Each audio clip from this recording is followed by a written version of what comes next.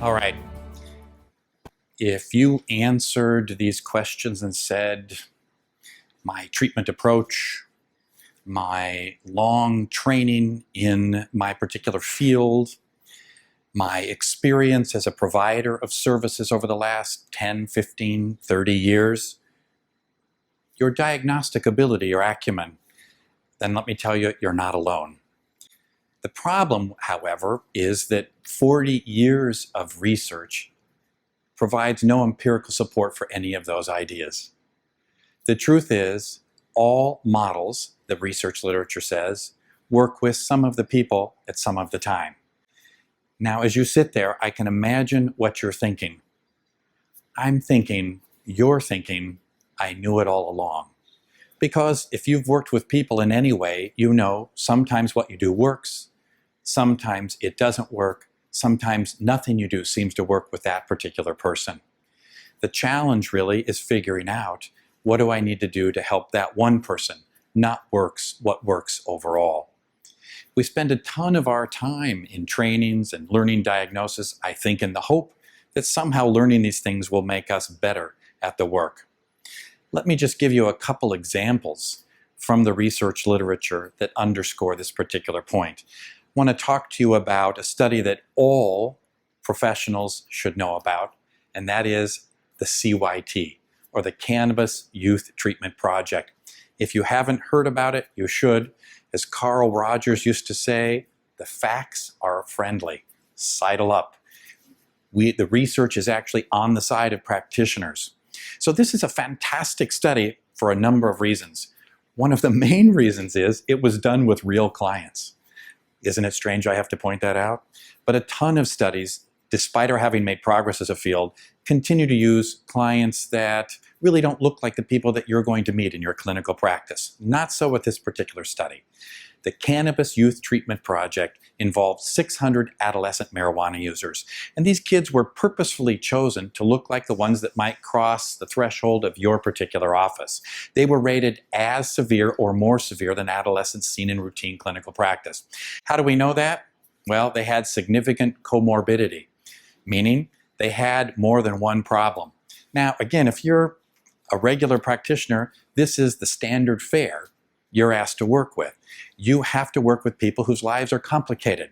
You don't get to work with people who have a single unitary problem. Think if you did, you would consider that a vacation. Not so in routine clinical practice. Routine clinical practice means you have to take what walks through the door and do your darndest to see if you can help them. In this particular study, the kids had 3 to 12 other diagnoses or problems. Alcohol was a concurrent problem in nearly 40% of the sample treated. Internalizing disorders, meaning anxiety and depression, in nearly a quarter.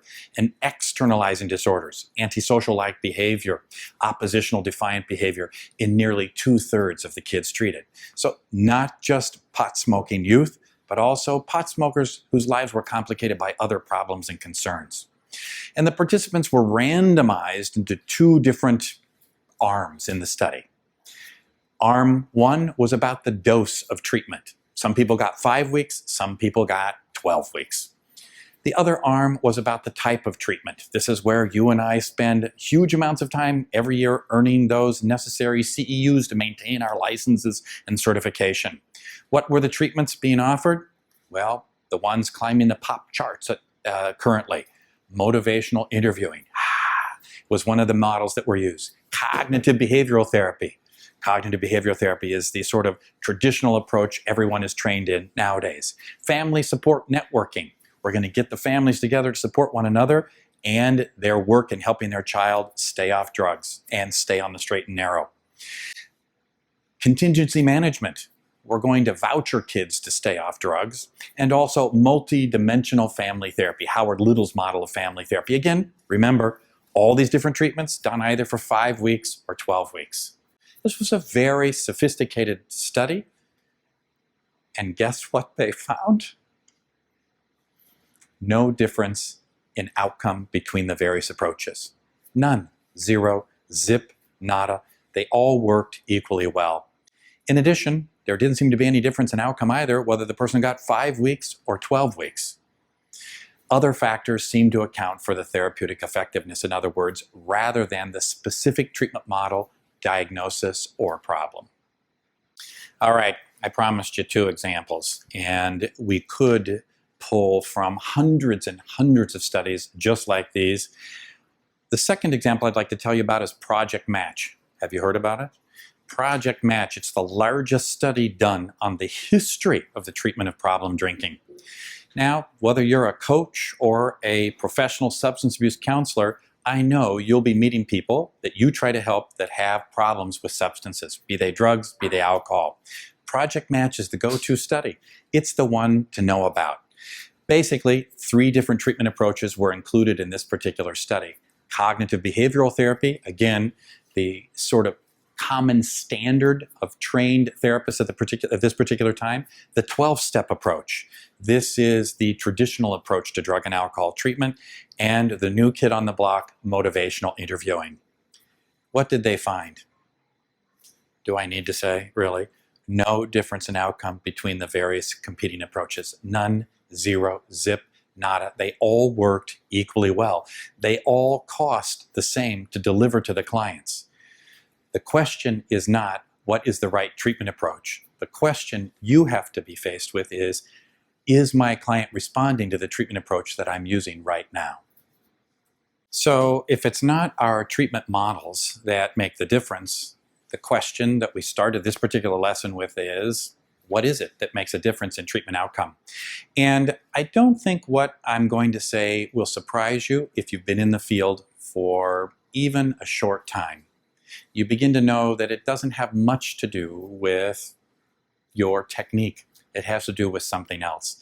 Something that for years I think people have thought is less tangible, but you know nonetheless is very, very real. In both Project Match and the CYT, the Cannabis Youth Treatment Project, the single best predictor of treatment outcome was the alliance. Now, this is a fancy word for that relationship that you have with the person that you're trying to help. The relationship stands out as the most effective ingredient in the work that we do. How much does alliance account for in terms of effectiveness? As much as 60% of the outcome of the work that we do is accounted for by the quality of that relationship between you and the person you're trying to help. It's staggering, really. What's even more staggering is how little time is spent training us in relationship. I hate to admit it, but I'm one of those people who thought, I already know about that stuff. I've been having relationships all my life, plus I want to help people. Turns out it's not quite that simple. In addition to the alliance, there are several other factors that account for the outcomes of the work that we do. The technique that we use is not unimportant. It accounts for about 8% of the outcome. So compared to the relationship that we have, it is a much smaller contributor to the effectiveness of the work that we do. What can you do to improve your technique? You need to be able to structure the session, help the client stay focused and moving forward during the time that you have together. Whether you're doing that by focusing on their thoughts, their feelings, their behavior, matters little. What matters more is that you believe in your particular approach. In fact, your allegiance, your belief in the work that you do accounts for about 30% of the outcome of the treatment that you do.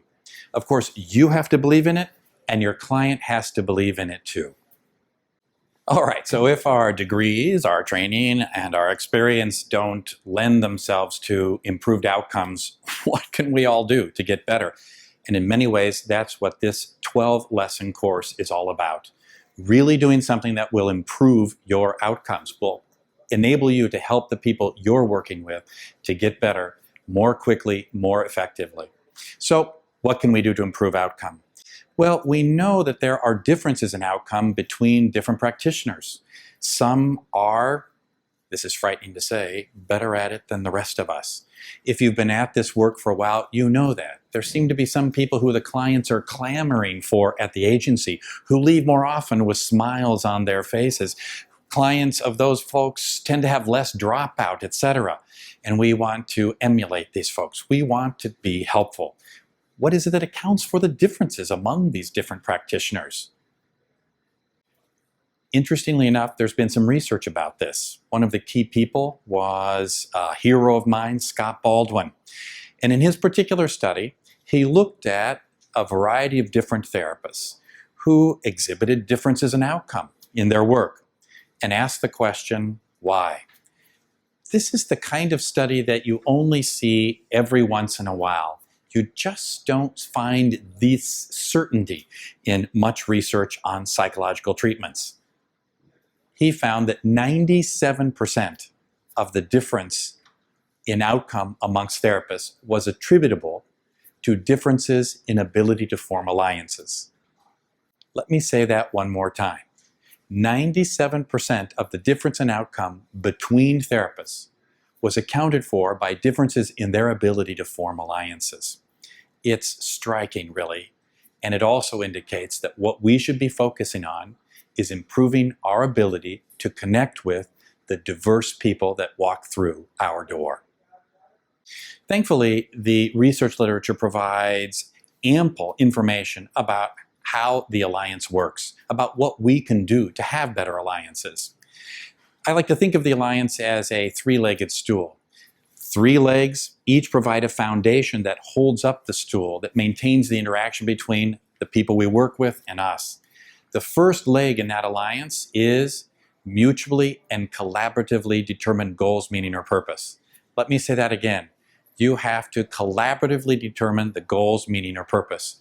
We have to talk with the clients, ask them what is it that they want from the service that we're providing.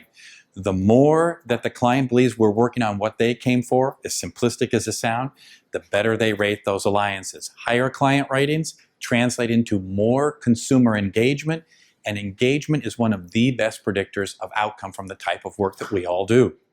Number 1, agreement on the goals, meaning, or purpose. Number 2 is agreement on the means or methods that we use to achieve those goals, that meaning, or that purpose. The meaning or the purpose, by the way, I did not say was equivalent to a treatment plan. Treatment plans, if you're having to fill them out, if you're forced to do that for certification purposes, have no correlation with outcome. Now, I'm not suggesting that you commit anarchy at the agency in which you work.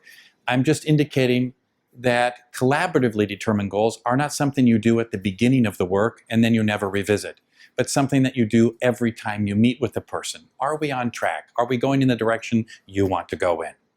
Let's go to that second leg again. Agreement on the means or methods. Whether you're talking, whether you're doing some coaching, some motivation, whether you are prescribing a drug, or you're confronting people's dysfunctional thoughts. If the client is in agreement with those means and methods, they'll rate that alliance higher. Higher client ratings translate into more engagement, which leads to better treatment outcomes. Last but not least, or that middle leg in the alliance holding up the three-legged stool, is agreement on your role. In other words, the client has to see you as warm, empathic, and genuine. Let me let you in on a secret that I'm sure you know already, and that is whether you actually are empathic, warm, and genuine matters less than the client thinking you are warm, empathic, and genuine, which is we're going to come back to in a moment when we talk about the SRS, because even though we may intend to be warm, empathic, and genuine, the client may not experience it as such. That means, of course, in a recursive kind of way, we're going to have to ask them constantly, I sent empathy, did you experience that empathy? Those are the 3 legs of the alliance. The seat of the alliance, the thing that provides the cushion for the client to sit on, is client preferences. Clients have 2 different types of preferences. Some we might call instrumental preferences. I'd like to see a female rather than a male. I'd like to meet in your office or outside. And asking the clients about these preferences early on can help us adjust the services in a way that better meets with those preferences. On a different note, clients also have preferences about how they want to be seen or viewed by us. The way that they want to be interpreted by us as a strong person or as a person who is working on their goals or who's motivated. It's not how we may see them, it's how they want to be seen. The more that we can convey that we understand how they want to be seen and help them live up to that particular standard, the higher they will rate those alliances. Better alliances translate into more engagement, which leads to better treatment outcome. In this particular lesson, we focused on the factors that research indicates accounts for the efficacy of the work that we all do. What are those factors? First and foremost, the alliance, that relationship you have with the person you're trying to help, accounts for as much as 60% of the outcome. Number two, allegiance. You have to believe in what you do. If you're feeling burned out, now's the time to take stock and figure out what you need to do to take care of yourself so that you can return to the work restored and believing that you can actually help the people that you're meeting with. Third, technique, the structure. You do have to have some structure. Sometimes when people hear this, they think, we don't have to do anything to structure the work that we do, use any particular technique. Couldn't be further from the truth. It just doesn't matter which technique you use, as long as you believe it and it engages the client that you're working with. These are the factors that account for the effectiveness of the work that we do. Here's where we're going. In lesson 3, we're going to translate these factors into actual skills you can use to enhance and inform the work that you do. This particular package of skills has become known as feedback-informed treatment. It's not a model of therapy per se. It doesn't tell you why clients change. It will simply use the factors associated with change to inform and enhance the work that you do.